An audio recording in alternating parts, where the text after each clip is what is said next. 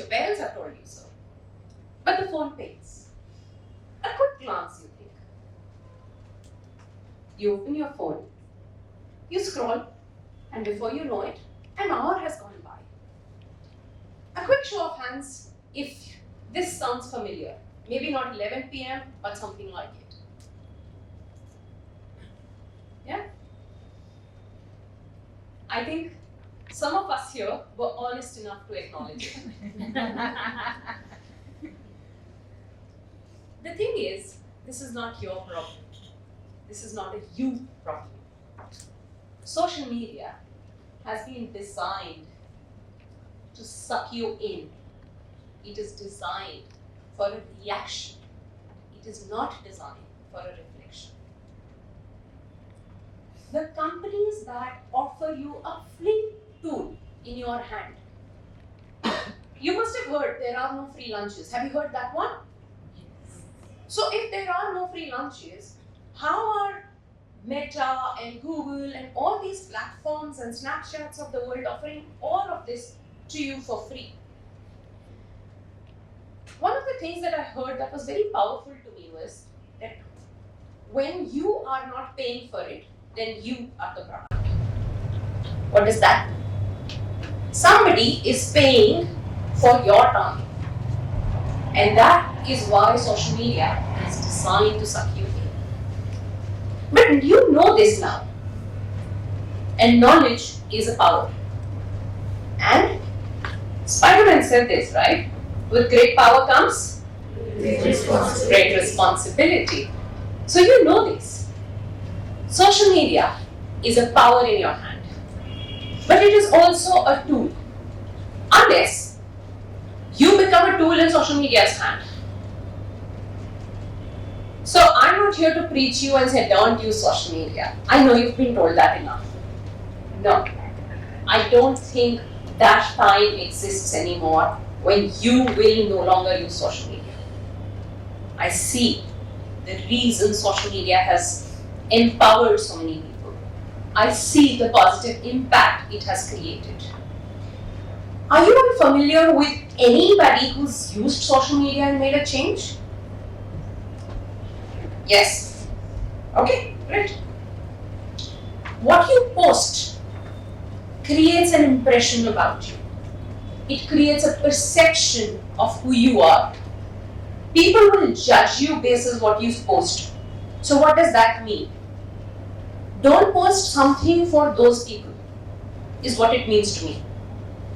What it means to me, especially when I manage the accounts of the CEOs, is I want to define the perception I want to create, and then I want to post to achieve that perception. Does that make sense to anyone? Can we be more thoughtful, for example, of how do we want to be perceived? Do you want to be perceived as a lazy child? Do you want to be perceived as somebody who is boring? Do you want to be perceived as somebody who's partying all the time? Or traveling all the time? So, what you post will determine either this side of it, or you could be perceived as somebody who's made the world a better place. Would you like that? If so, your posts need to work towards that. Some of you will have a strong belief. The belief could be climate change. The belief could be the roads need to be better. The belief could be I want to make one child happy, just one child, that's all I care for. It is up to you, your belief that you can achieve using social media as a tool in your hand, as a power in your hand. Here is one such person. Actually, you know what? Let me first tell you a little story about me. I look all powerful and confident when I stand here. But I wasn't always like this. I've gone through my own set of rejections. In fact, I applied for Harvard University for a short duration course, not even for their MBA. And I did not get accepted. That really shook me up. So, I brushed it off or suppressed it. That's for my therapist to decide by. Okay. But what I did about it was, I moved on. I started using LinkedIn a lot more powerfully. I was more intentional about what I was posting. A couple of years of using LinkedIn later, specifically in 2018, I received an email which says, Harvard would like you to come and address the students. It was a joke for me. I honestly thought this is some sort of a hoax. Part of it comes from a lack of trust, self-trust. But also comes from the fact that, hey, Harvard rejected me when I applied to be a student. How could they possibly want me to come and talk to their students, right?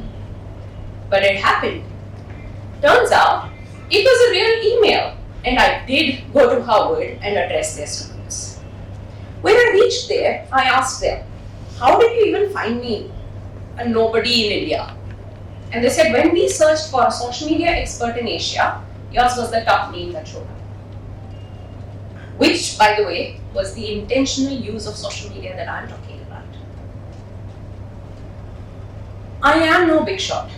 I never was. I studied from an average institute, probably had one of the highest bunk records. Not that I'm asking you to bunk college, no. But I wasn't a great student. I was average and below. But I was a very determined person. Determined to make a change. Determined to make the world a better place. And determined to contribute to this nation's GDP growth. In fact, it is my organization's vision statement to contribute to India's GDP growth. And I do that by empowering organizations to position their CEOs as leaders. That is how intentful I am on my use of social media. I hope that this has sparked a thought in your mind. But you don't have to be an adult to do this. Here's a very interesting person, Malhar Kalambe. Has anyone heard of Malhar Kalambe? Oh, I'm surprised. He's somebody you should really follow on Instagram. Malhar has been felicitated by the Prime Minister of the country. Let me show you a video.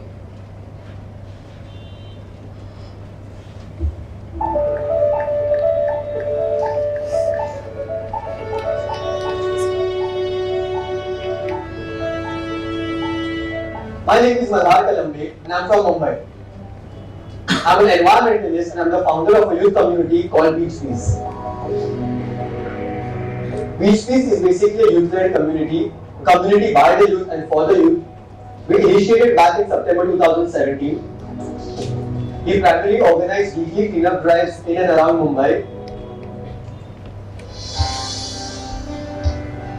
We know that we are not even touching the tip of the iceberg, but we are at least taking some baby steps towards environmental conservation.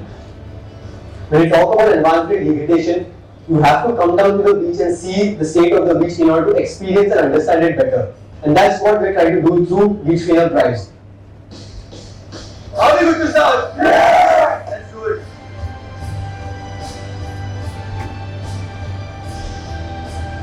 So what we're trying to do basically is provide a platform to the young change makers, sensitize them through the cleanup drives to care for the environment, not necessarily come for the cleanup drives, but at least if each one of us starts living a more eco-conscious lifestyle, I think we wouldn't have to come on the weekends and do the cleanup drives.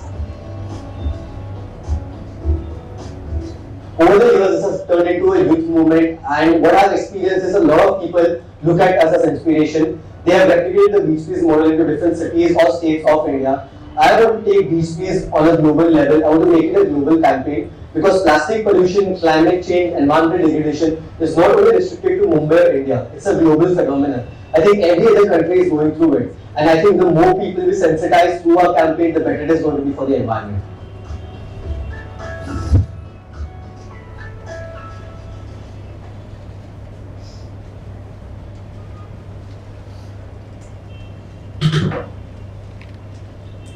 Malhar was a teenager when he first started using social media for a societal good. When he first thought of cleaning the beaches, nobody turned up. But he used social media to mobilize volunteers, and eventually to mobilize funds to support his cause. When a teenager decides that they want to bring about a change, there's no stopping them. And it's not just restricted to teenagers, it's restricted to you. You are the one who has to decide what is that change that you want to see. You don't have to try and make a huge impact. The problem is that we think only big changes matter. Only if I've done something where the whole world becomes a better place, is it going to be meaningful? No, it doesn't start like that. It starts with one small change. Have you heard of the butterfly effect? Has anyone heard of the butterfly effect? Yeah?